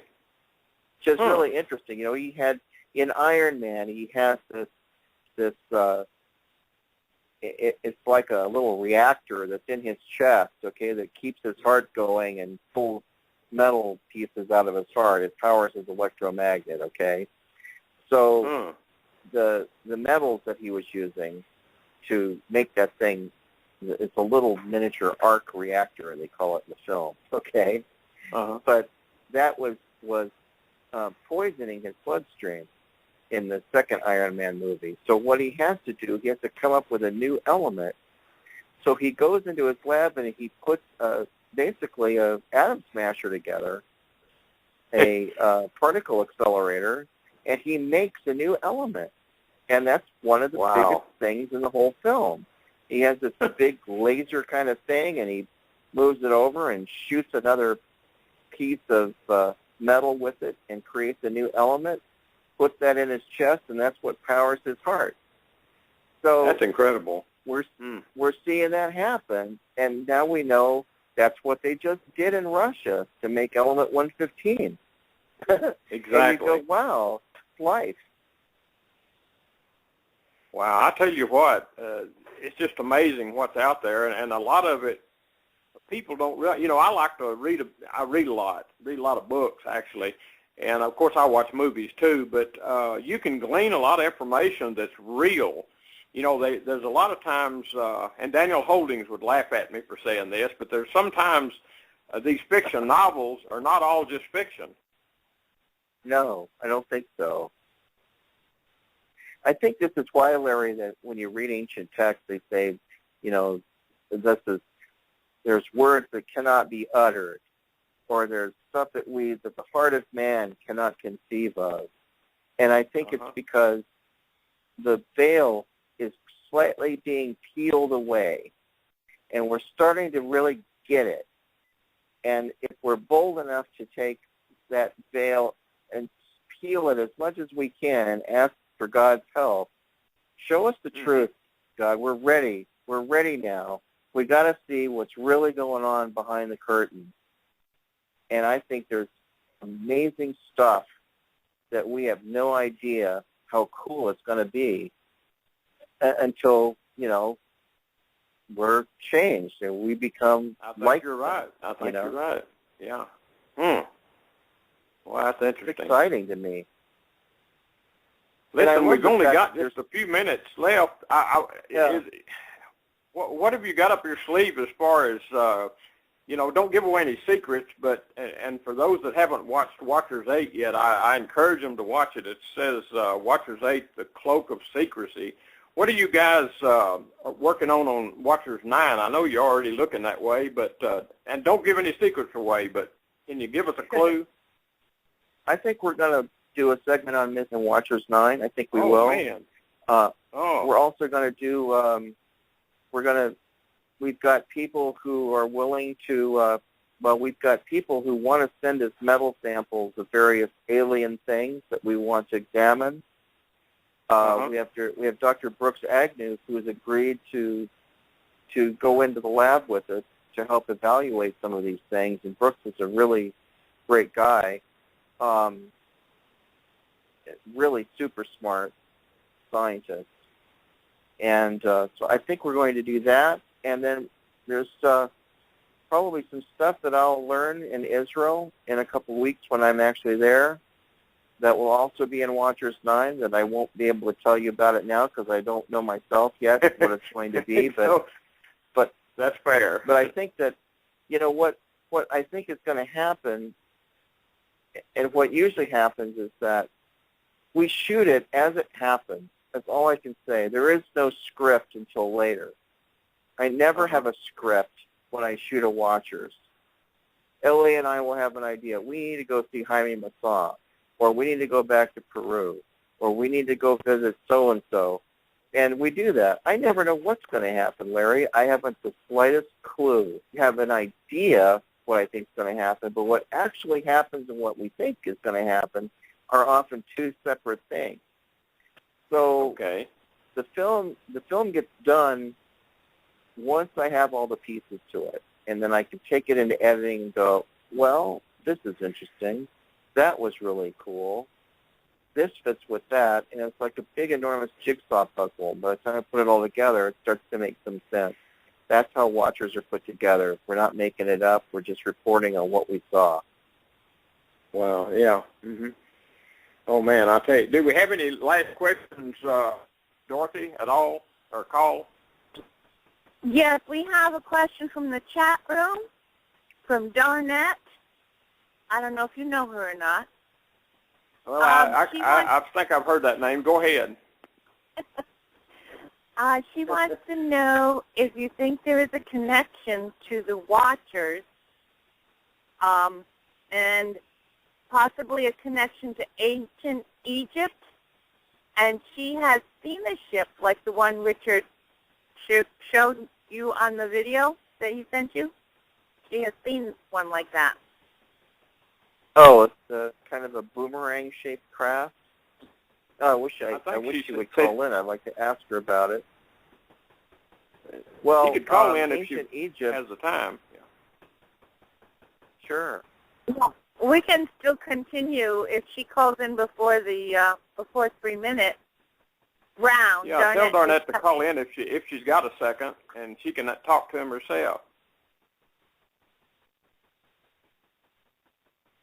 Go ahead, Richard, about Egypt while we're waiting.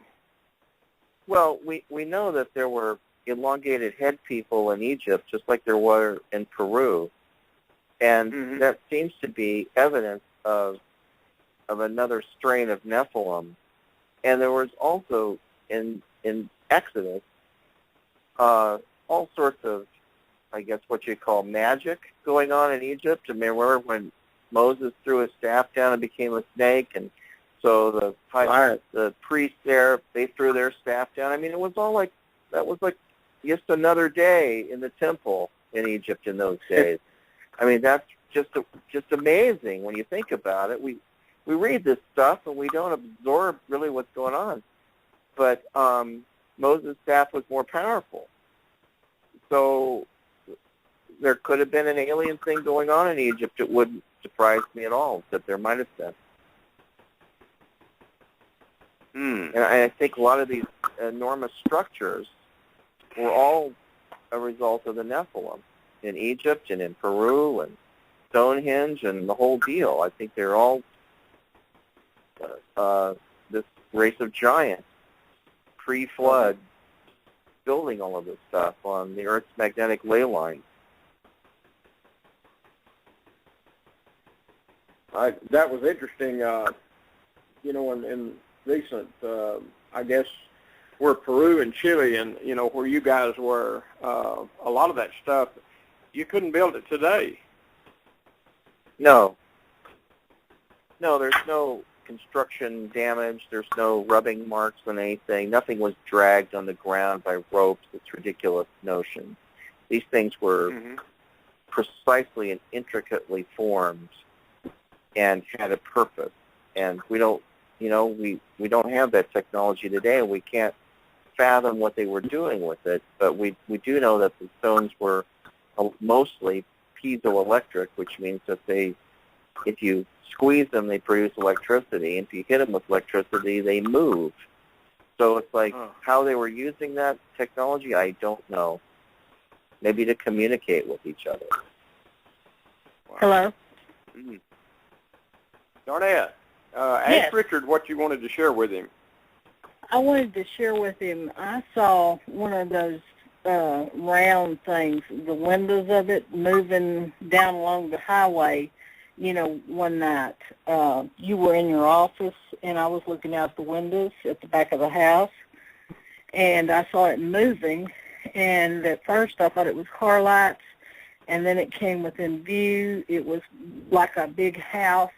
The only thing, it was round, and it had windows all the way around it. And I couldn't see anything. When you say round, was it spherical, the side or was it disc-shaped? Well, the side I saw, it was at that. The side I saw was sort of like it was curved. So I would say, from my viewpoint, it looked round. Like but a ball? I couldn't say, well, no, I'm saying like a long, looks like an oval, kind of like your boomerang on one side, but with lights all the way around that side. And it moved above the treetops and then moved along kind of like the highway and above that area. And it was very bright. I could actually see windows. It was that bright. Did you see, when you say bright, were the lights moving on its surface, or did they stay in one place? No. What color was it? Well, they moved at first. It was like, how yellow house lights, and then they got bright and brighter and brighter, and then as it got closer to me, first I saw the lights first. I thought it was car lights because there is a highway there. But this was so gigantic, it was like a moving house. You know what I'm saying? Only thing I saw was just windows. And it floated above the treetops along that highway, and then all of a sudden it just disappeared. It's like it cloaked. Interesting. And it was really interesting. Well, yeah. In Bob Lazar's instructional piece that I've been telling you guys about, he mentions that when they would turn the power of their gravitational system up to a certain point, the ship would become invisible. Huh. Wow. And that's cool. so essentially, you can't look through that level of time anymore. It's gone past what we can see, where they're actually warping the fabric of space. So maybe that's what's going on when these ships disappear. It's actually, they just turn up the gravity generators in them until they're completely surrounded by this field, and then the ship, for all intents and purposes, becomes invisible. Well, that may be when people think they actually, I've heard a lot of people refer to something like they blink out. Maybe that's what people are seeing. They just become invisible. Now, I don't know if that's what happened to our implant. The implant seemed to be cloaking itself, so we couldn't see it. I don't think there was any time displacement going on there. There was something else. Some other kind of technology was preventing our equipment from measuring it anymore. It was very interesting, though. I found that very interesting because none of the little boxes we brought, like the Gauss meter and the stud finder, none of them worked either. So it wasn't just a big, expensive ultrasound machine. Nothing worked. Wow. Very, very, very interesting to experience that. I felt really privileged to be there and see it, trying to trick us like that. Well, Richard, we're totally out of time. Matter of fact, we ran over, but I appreciate so much you coming on and sharing with us, and this has been incredible. I mean, this has been a good show, and I do very much appreciate it. Thanks for having me on, Larry. I just wanted to direct everybody to watcherstv.com because we're starting to make that happen now, too. Oh, I was going to bring that up. I forgot. I'm going to post that on my group stuff. Hey, listen, God bless you, Richard, and I'll talk to you soon, okay? Thank you, Larry, so much. Have a great evening. Thanks so much. It's been wonderful. Y'all. And thank you, Dorothy. Thanks, Darnett. Thank you, Dorothy. You're welcome. I did post that link in the chat room to Watchers TV. Oh, good deal. Thanks a lot. And have you a good trip, too. I know you're going to take a trip to Augusto's. I think you are, anyway. Yes, I am. It's a whole big hour away. Wow, praise the Lord. Well, listen, I'll be praying for you. So God bless, and thanks for helping us. Thank you. Bye-bye now. Bye.